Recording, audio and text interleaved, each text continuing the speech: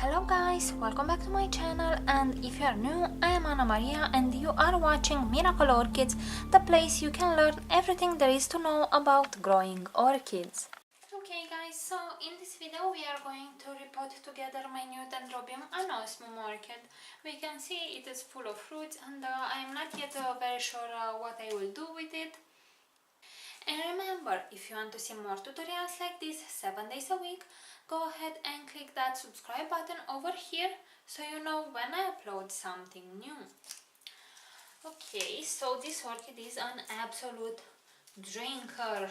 She requires water almost daily and I cannot provide that for her, so I'm going to try to gently detach the roots because I have some in the bottom of the pot and I just would not want to break them, if possible, of course.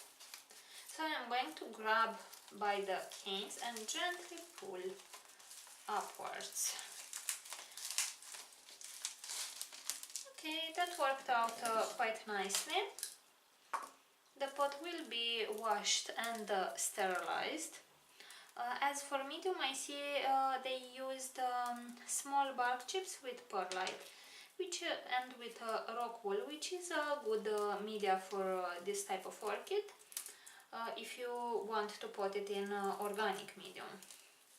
So I will try to remove as much media as I can without disturbing the roots. So I'm going to pause the video now because this is going to take quite a lot of time, and then we'll come back with the finished result.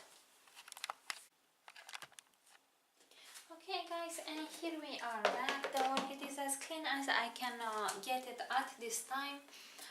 This is not a good time to repot Dendrobium orchids which require a winter rest, but I did it anyway. The orchid required way too much water for my liking in that setup. Here I have many orchids actually. I think there are 3 or 4, but I will keep them together because they will be pretty when they will bloom in mass. I sprayed the orchid with hydrogen peroxide. I have only a few dead roots in the middle, but I will just not care about them because I am going to repot this orchid into semi-hydro. And look what I am planning to use, a self-watering pot with a wick. So here I used a thread.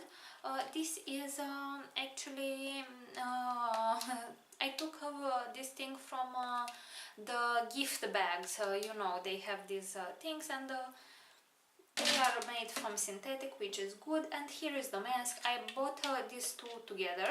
They were like this on a set, and you can see that the thread is actually touching the bottom, which is good. So because this orchid is not used to grow into semi-hydro, but it requires so much moisture because it grows very long canes in a matter of about 6 months. I am going to put some pebbles on the bottom of the pot and just then put the orchid and add media. So if the orchid would sit like this, I would need to put about 5 centimeters of media.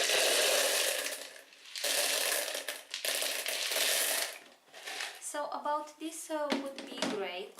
You should never use, in my opinion at least, slow release fertilizer with orchids which require a winter rest because they are deciduous, and in the winter rest they should not receive any food, any fertilizer. So yeah, you should make sure you only fertilize it when it is in active growth. And also it is best to repot these orchids when the new growths are quite small and they push up new roots. But I have recently bought this orchid and I cannot keep it like this for a few more months. So I'm going to bring more medium and put it around the orchid.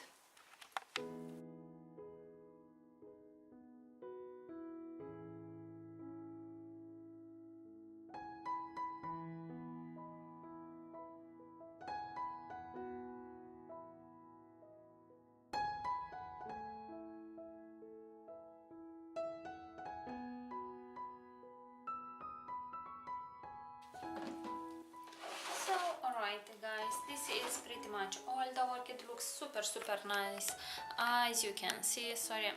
So right now I'm going to put the orchid outdoors. I'm I'm sure it will grow very nice in there, and it will enjoy the extra light. And the reservoir is pretty much like 3 fingers, so it might be even good to be higher like that.